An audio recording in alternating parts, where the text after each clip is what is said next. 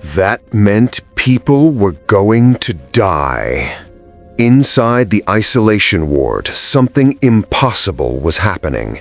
Emma's corpse, which Jackson and Dr. Hale had pulled from the room and left in the corridor, lay motionless, dead, cooling. Then it began to move. Slowly at first, fingers twitching, head rolling to one side. The movement was wrong, jerky, like a puppet being manipulated by someone still learning how to work the strings. Then her head snapped toward the supply closet, where Dr. Hale and two nurses had barricaded themselves. She stood up. The throat wound that had killed her gaped open, dark and terrible, but no more blood flowed. She moved toward the closet with the same jerky, wrong motion, and when she reached it, she began to scratch at the door. Not pounding, not shouting, just scratching, slow and methodical, the sound of fingernails on metal that set teeth on edge. Inside the closet, the three survivors huddled together, listening to that scratching, knowing that the woman making that sound had been alive and talking to them less than an hour ago. Dr. Hale's hands shook as he tried to call for help on his phone. No signal.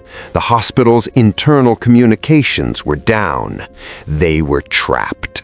Two armored CDC trucks rolled up to the hospital at 11:47 p.m., their headlights cutting through the rain. Agents in hazmat suits emerged, the full-body kind with independent air supplies and sealed seams. They carried medical equipment cases, but also rifles. Always a bad sign when the CDC brought guns. Dr. Vivian Cross led the team, her face hidden behind the hazmat suit's mask, but her voice clear and commanding through the external speaker. She'd been with the CDC for 15 years, had dealt with Ebola, MERS, and a dozen smaller outbreaks. She'd learned to stay calm, stay focused, and never, ever underestimate what microscopic organisms could do to the human body. But as they approached the hospital and she saw the lights flickering inside, saw the shadows moving behind the windows in ways that didn't look quite right, she felt a cold knot form in her stomach. This wasn't going to be like the others. The CDC team breached the hospital through a side entrance, cutting through the magnetic seal with plasma torches. Inside, emergency lighting cast everything in red, and the silence was broken only by distant alarms and something else, a wet, dragging sound that echoed through empty corridors. "Stay together," Dr. Cross ordered. "Weapons ready." They moved in tactical formation, rifles raised, clearing each room as they went. The hospital seemed abandoned at first, chairs knocked over, paperwork scattered, signs of hasty evacuation, but no people. Then they turned a corner and found the first body. A security guard, Jackson's nameplate still visible on his blood-soaked uniform. His throat was torn out, eyes wide and glassy. But even in death, he'd fought. His hand still gripped his baton, and there was tissue under his nail fingers. They bagged samples and moved on.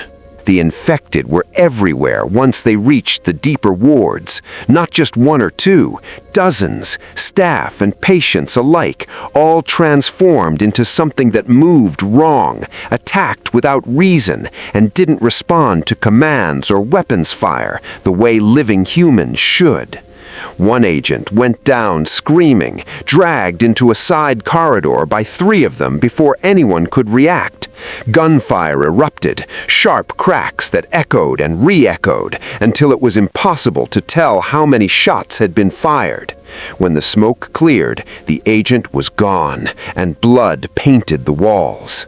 Dr. Cross made the call immediately. "Fall back. We're not equipped for this. We need..." An infected burst from a supply room, tackling her. She hit the ground hard, air driven from her lungs, the creature's face inches from hers, teeth snapping.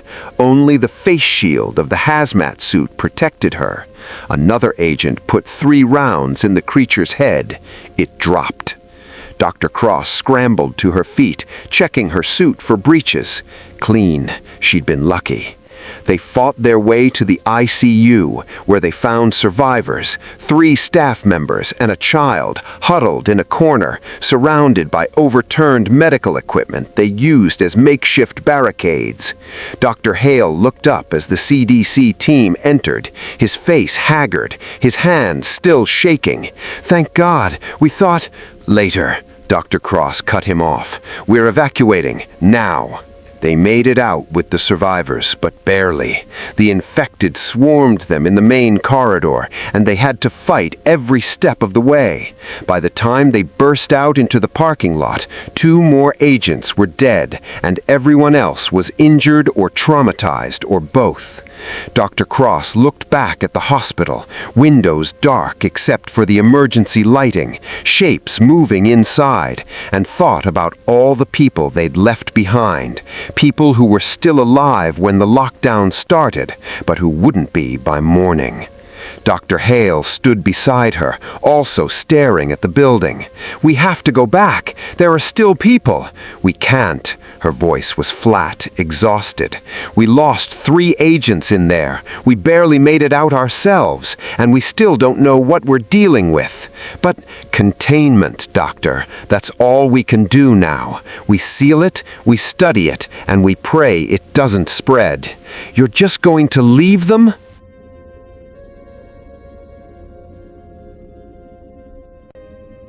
Subscribe to this channel or follow this page to get notifications for more captivating episodes of Whispers of the Bound, the Vengeful Spirit of Apocalypse series.